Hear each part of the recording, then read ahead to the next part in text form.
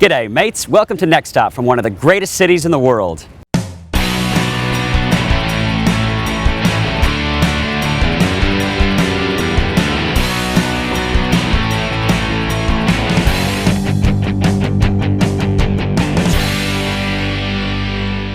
Sydney is consistently rated one of the greatest cities in the world by travelers. I'm one of those travelers, and I definitely agree. It's one of my favorite cities around the globe. There's heaps of wonderful things to do and see here in the land down under, so sit back and enjoy Next Stop Sydney.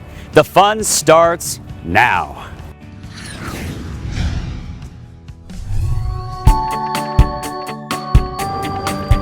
We're in one of my favorite Sydney neighborhoods, The Rocks, for a tour with Bonza Bike Tours.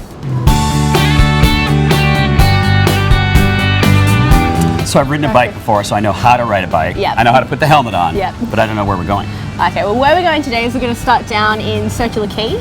We go up to Observatory Hill. You can see a whole bunch of Sydney from there. Before the bridge was built, it actually had a 360-degree view. Lovely. There. Are we going to get a workout in? So you certainly are. It's easy. It's something that everyone can do. Let's do it. Alrighty.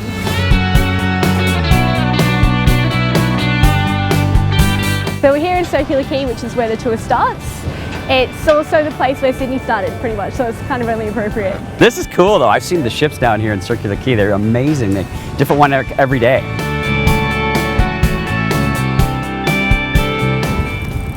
What a view, man. This is awesome. This is what you guys call art here? Well, it's what some people call art. I like it.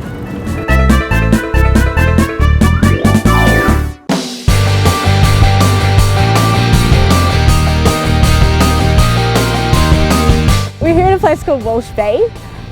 What we can see over here is something called Blues Point Tower, which is what some people say is the ugliest building in Sydney, but unfortunately it got heritage listed. So really? Yeah. Why would it be heritage listed? Because it was one of the oldest ones here. So they built it, the government bought it, and it stuck around long enough.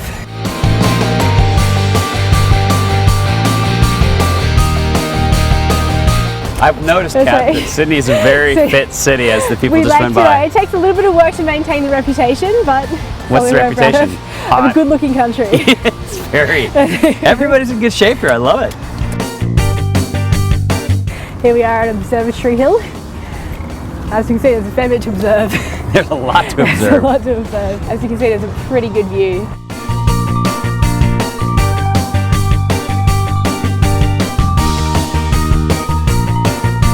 And we return. Kat, thanks for the tour. No worries, we got you back safe and sound. We love your city, man.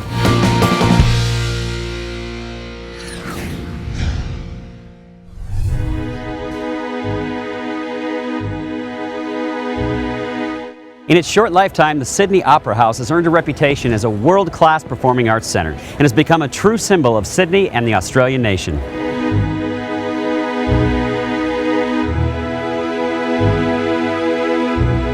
The Sydney Opera House is a beautiful structure known throughout the world. Alex is our tour guide today. Hello. I've always wanted to come here. The Sydney Opera House, it was officially opened by Her Majesty Queen Elizabeth II in October of 1973.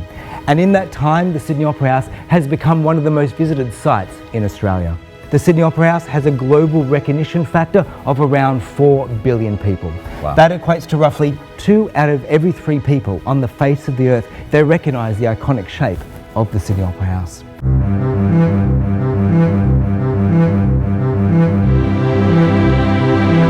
It's amazing. People get truly overwhelmed walking through this space. I bet especially architects. Architects, they take an architects around, they just want to come and sit here and go, oh, baby.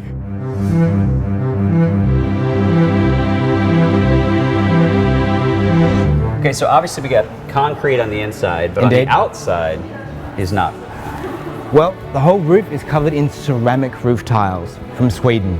There is 1,056,006 individual roof tiles that cover the whole Sydney Opera House. Now, instead of climbing up and individually placing each tile, one after the other, up to 1,056,006, they tiled each one of those panels or lids down on the ground. Then they used a big crane, picked up each individual panel section and locked it into position.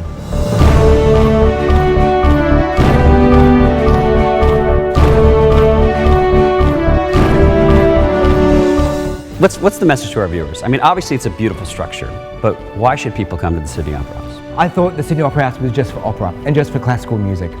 But coming to the Sydney Opera House, it's places to eat, great views all the way around and inside, but it's not just opera that they do here. It's rock concerts, films, talk, avant-garde theatre, cabaret, burlesque, rock shows, a little bit of something for everyone. Well, you've been an awesome tour guide. Thank you, Alex. Pleasure to meet you. Thank you.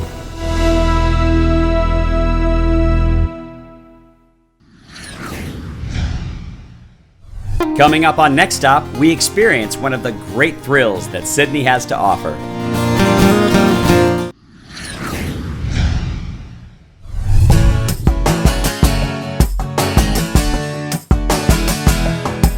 One of the most thrilling things you can do here is climb the Sydney Harbour Bridge. Next stop, the top. Welcome to the Sydney Harbour Bridge. What I'd like to do is to grab your latch, take it off the hook. We will be attaching it to our static line. That'll be on our right hand side. So we're ready for action? Yes. Let's go, let's do it. First part of the bridge here, southern approach span, roughly 300 metres long. So here we are coming over George Street. It's the oldest street in the country in actual fact. Is it really?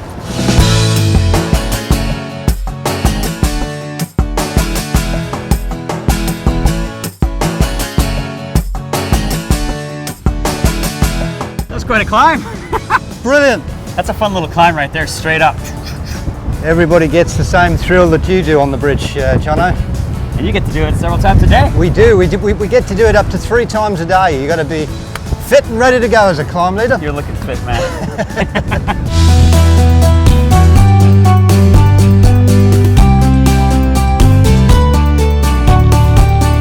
So what's that little fort-like thing over there? Well, I'm glad you asked that, Jono, because that's our main means of defence in Sydney.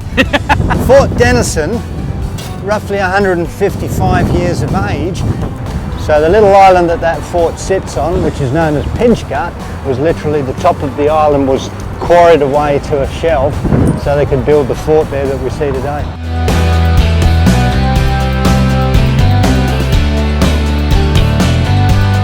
I see lots of other people climbing the bridge. How many people come through this every day? A record-breaking day will see 1,800 people, and big numbers. It's the thing you've got to do when you come to Sydney, as you can see, Jono.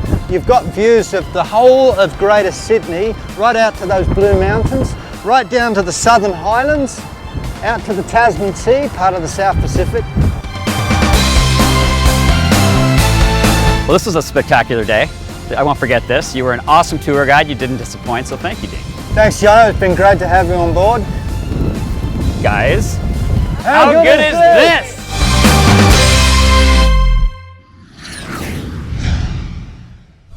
There are over 400 beautiful parks and open spaces here in Sydney, and the city encourages responsible use and enjoyment of their lovely outdoors. The weather is quite moderate year-round here in Sydney, so it's almost always a perfect day to get outside and enjoy.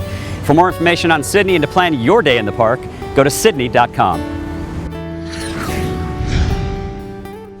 We're staying at one of Australia's best boutique hotels located in the heart of Sydney's restaurant and bar district, the Kirkton Hotel. Let's talk about the property here and the different room styles available and just the overall feel you get when you come here. Yeah, sure. There's 3 different room types here. There's the standard and the premium and the executive room type. The difference really is just in size. The decor is all pretty much the same. It really is dependent on how much size you need. I love the feel you get in this. You don't feel like you're in a big city. You feel like you're in a small town. It's kind of a small town boutique atmosphere, and the neighborhood is awesome. What we tried to do here with the design of this property was really fit it into Darlinghurst and create a boutique hotel that the locals really embraced. You guys have one of the most famous pubs in Sydney. We do. Attached to the hotel. We do. Eau de Vie, it's a fantastic cocktail bar, and it's won numerous awards right up to best hotel bar in the world. So I urge you guys to head down there and grab a cocktail. You know, I think I might fit in there.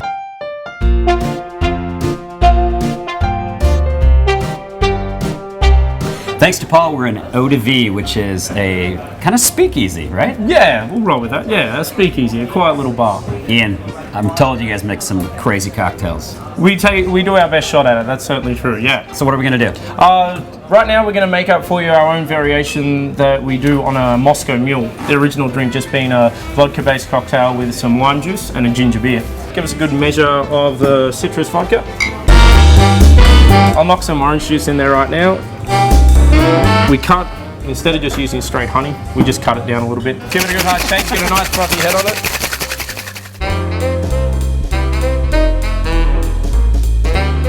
That was very different and very good. Yeah, so that's the Eau de Vie Yuzu Mule. I love it.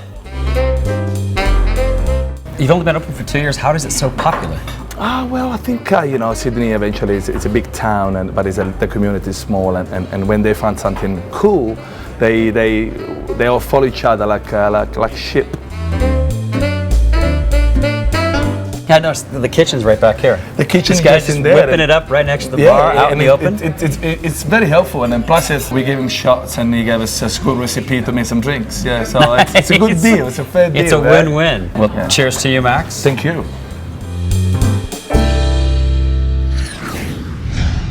Up next, the world's best first-class lounge and the mystical Blue Mountains.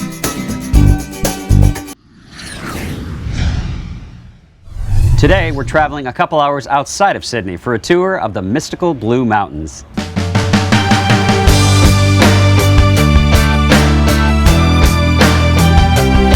Okay, I can see the sign Flat Rock, Yep. but where are we, Dougie? Well, we are at the beginning or the middle of the Blue Mountains. And this particular area is called Flat Rock. Yeah. So I've brought you here because it has magnificent views across the whole of the Blue Mountains, 100 kilometres that way, 100 kilometres that way. Regardless of the mist? We'll just very- imagine it. Well, yeah, well, We'll find other cool stuff.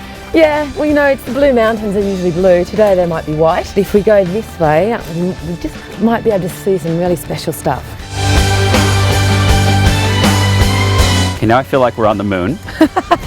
But a lot of people have been here. Yeah, look at them all. This is great. Do you think Neil Armstrong has written something I here? bet he has. Yeah.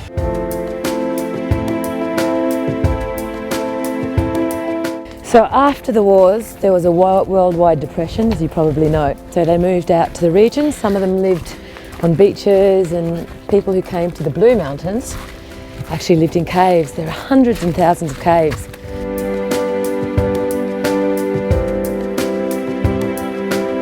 This is really cool. You'd never know this existed here. Again, many people have found it though. So next stop is Scenic World, which is one of the most visited and most popular attractions in the Blue Mountains. We're at Scenic World today on this skyway, a cable car that goes across the valley about 389 metres to the other side. As you can hear and see, the waterfall down here, Oh, wow. it's about 800 feet top to bottom, the falls. Next stop is Scenic Railway, 52 degrees. So what we've got here is the steepest railway in the world. So this used to haul coal up and down. Yeah, coal up and down. Little coal carts from 1878 to 1945. Yeah, this is pretty steep. There we go. That is so cool.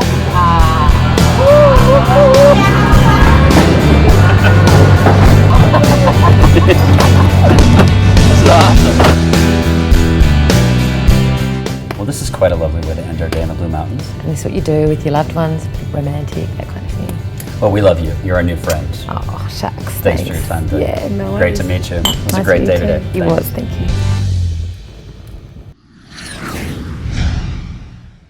A few years ago, I had the pleasure of using my Alaska Miles to upgrade to business class on Qantas, and it was one of the best flying experiences of my life. Well, this was no different. Just a couple days ago, with Alaska Airlines Simple Connection through LAX, we boarded the brand new Airbus 380, and it was an amazing flying experience, Thomas. Absolutely. Qantas is a great airline. The spirit of Australia. We are, absolutely, and that's what we encompass, that real, just genuine, caring Australian hospitality, and I'm glad to hear that's what you experienced. Now, you've also experienced the Airbus 380. Let's talk about that plane, because it's like a hotel in the sky. It's not like an airplane. No, look, it's not. The 380 has been designed, the interior designed by Mark Newson, who's our creative director at Qantas. The aircraft from the first cabin, business class, premium economy, down to the economy cabin. It's really providing what is now, the Queen of the Skies. Well, the economy cabin is really nice. Everybody has their own screen at their seat. They've got footrests, snack bar in the back. It's great for economy, but we're able to upgrade to business class.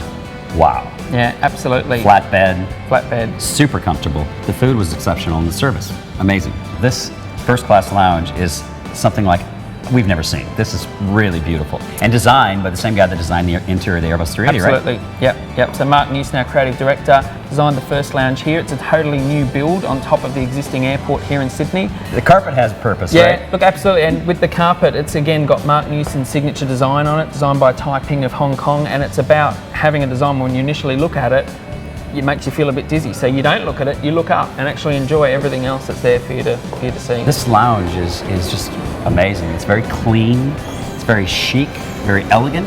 That's kind of simple elegance, I think. Yeah, understated luxury is what we like to call it. And I love that noise, the board over there. Yeah, look, it features throughout the lounge as well. We don't want to lose the golden eras of aviation. So with the flapper board, we want people to remember.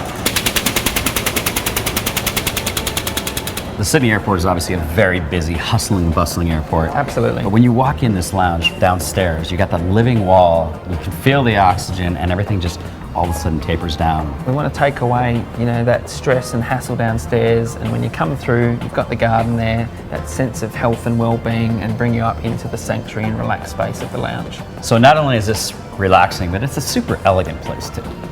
Look, absolutely, and if that hustle and bustle downstairs, we couldn't unwind you enough with the living wall. We've thrown in a day spa as well, just to make sure you're day really spa? relaxed. Absolutely. No way. Yeah, come and have a look. Wow.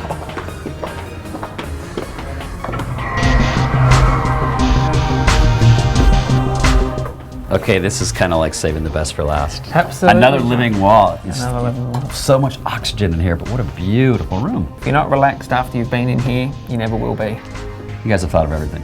Absolutely, that's what it's all about. And you've won awards. This has won the best first-class lounge in the world. And when we first opened in 2007, the following year we won the Skytrax Best First Class Lounge in the World award.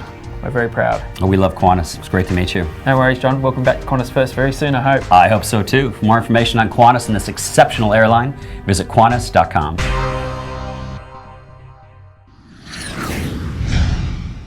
Coming up, local music in Macho Manly, and we chat about space beer. Manly is not only the birthplace of surfing in Australia, but is also one of Sydney's favorite seaside destinations. It also boasts the pedigree of producing several world surfing champions. Manly's a quaint little town loaded with hotels, cafes, surfing shops, pubs, and so much more, and was aptly named by Captain Arthur Phillip for its indigenous people's confidence and manly behavior. Manly's slogan, 7 miles from Sydney, 1,000 miles from care. No worries, mate. We're at the Four Pines Brewery in Manly to chat about local foods, space beer, and music. Australians love their beer, and when I was coming to Australia, a few of my mates on the mainland said, you gotta have a Foster's. Jaron, let's just go ahead and dispel the rumor right now. Australians don't drink Foster's. No, not at all.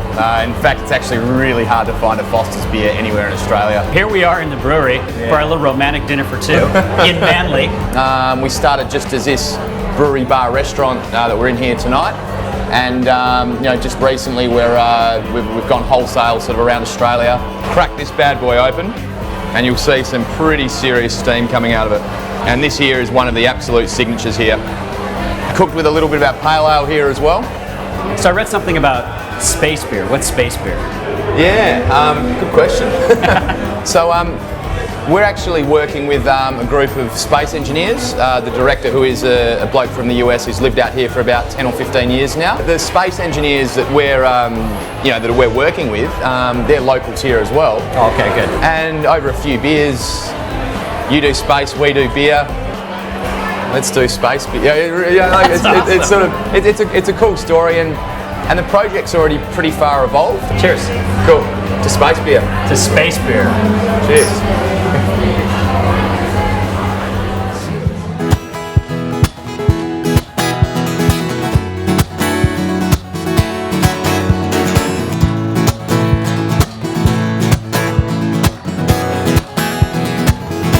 Sometimes less is more. I won't let stop saying, yes, I wanna go home, but nobody knows my name. James, we're digging your tunes, man. Thanks very much. Cheers. Thank you. What's your choice of beverage this evening? Well, I actually like to blend my beers. This is a blend of Kolsch and Hefeweizen. I call it the Kolscheweizen. Nice. Yeah, I got a lot of hassle from it, but I've been here a couple of years now, so I just kind of like to dabble and mix things up and down. So like Jaron, you're not from Manly either. You're No, from West- I'm actually from a very close to where Jaron was from in Perth. My brother was good friends with Jaron growing up, about a couple of years above me, and I came across here, was supposed to be here for 2 weeks, and just that was about a year and a half ago, so I haven't left, and I couldn't leave. I just love it here. Whoa, whoa, way that I love you. Touch my heart, touch my soul. Feel my body on your own. Touch my heart, touch my soul. Feel my body on your own. Touch my heart, touch my soul. Feel my body on your own. Touch my heart, touch my soul. Feel my body on your own. The goal of my music is to reach people through music, and I know that sounds really corny, but I don't actually care monetarily what I do with music. I actually just want to have the most people I can listen to it and be touched by it. The way that I love you.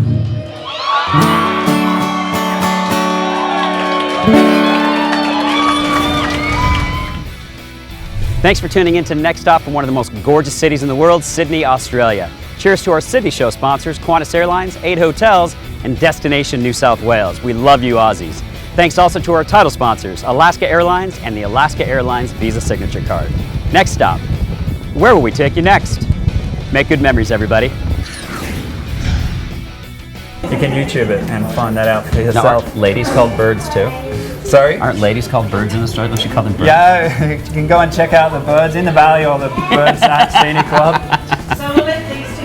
So I'm just going to follow you since you're my Alrighty. trusty guide. Your glasses are stuck in your hair.